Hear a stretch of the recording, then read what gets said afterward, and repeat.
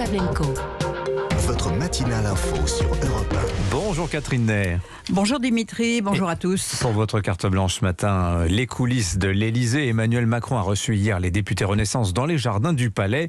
La dernière fois, c'était le 12 juillet 2021, donc il y a pratiquement un an. Tellement de choses ont changé, Catherine. Et oui, et d'abord qu'ils ne sont plus à eux seuls la majorité, et ça change tout parce que Jupiter n'est plus tout à fait Dieu mais un homme qui peut commettre des erreurs. Il y a 5 ans, il suffisait d'avoir sa photo sur l'affiche pour être élu. Cette fois, pour certains, mieux valait l'éviter, c'était presque se mettre en danger. Leur plus grande surprise a été que pendant plusieurs mois, le président a disparu. Il était absent, pas de campagne pour la présidentielle, pas d'engagement pour les législatives.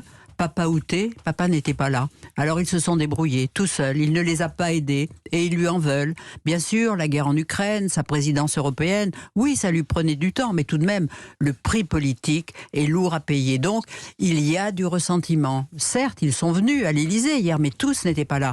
Les rangs étaient clairsemés, le ciel était couvert et le temps frisqué au diapason de leur humeur. Fini le rose d'il y a 5 ans, c'est le morose qui assombrit les esprits. Un ressentiment nourri, Catherine, par la peur de l'avenir qui s'annonce très compliqué. Oui, vous savez, ça n'a l'air de rien, mais il y a eu ce choc physique de se retrouver dans l'hémicycle comme pris dans une mâchoire entre la NUPES, disons plutôt les insoumis, braillards, menaçants, et le Rassemblement national moins sonore mais impressionnant quand les 89 se lèvent comme un seul homme pour applaudir Marine Le Pen. Comme m'a dit un député, j'avais l'impression de voir un volcan surgir de la mer. C'était une masse comme ça.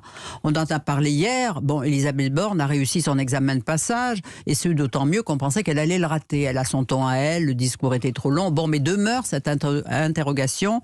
Comment ces belles promesses, l'échec, les primes, plus de policiers, les magistrats, plus de places de prison, j'en passe. Et comment tout cela va-t-il être financé alors qu'elle s'interdit d'augmenter les impôts, de faire baisser la dette? Eh bien, la Cour des comptes a tranché. Retrouver le chemin de l'équilibre dans ces conditions est un pari irréaliste. Alors, le changement, c'est qu'il risque d'y avoir des frondeurs à l'intérieur de la majorité. Oui, c'est nouveau. Ça a déjà désigné Yaël Braun-Pivet à la présidence de l'Assemblée, alors que Roland Lescure était le candidat de l'Élysée. Déjà le symptôme que les députés Renaissance ne seront pas des godillots.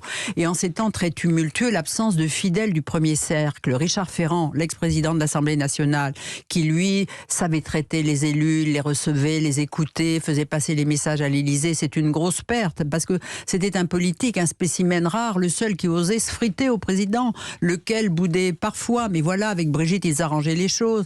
Et Brigitte a toujours vanté ses mérites. Ajouter que tenir le perchoir aujourd'hui dans cet hémicycle, il faut avoir un permis de conduire 30 tonnes. Vous voyez, c'est très dur. Et Christophe Castaner aussi, le président du groupe, infidèle, lui aussi faisait passer des messages. Eh bien, ces deux-là vont beaucoup manquer parce qu'ils sont irremplacés. Oui, les courroies de transmission du président. Hier à l'Élysée, Catherine, Emmanuel Macron, est-ce qu'il a su trouver les mots, d'après vous, pour retisser les liens avec les élus? Moi, je crois qu'il faudra trouver d'autres réunions parce que le sortilège a cessé. D'abord, il a expliqué que s'il avait été réélu, c'est parce que son bilan était bon.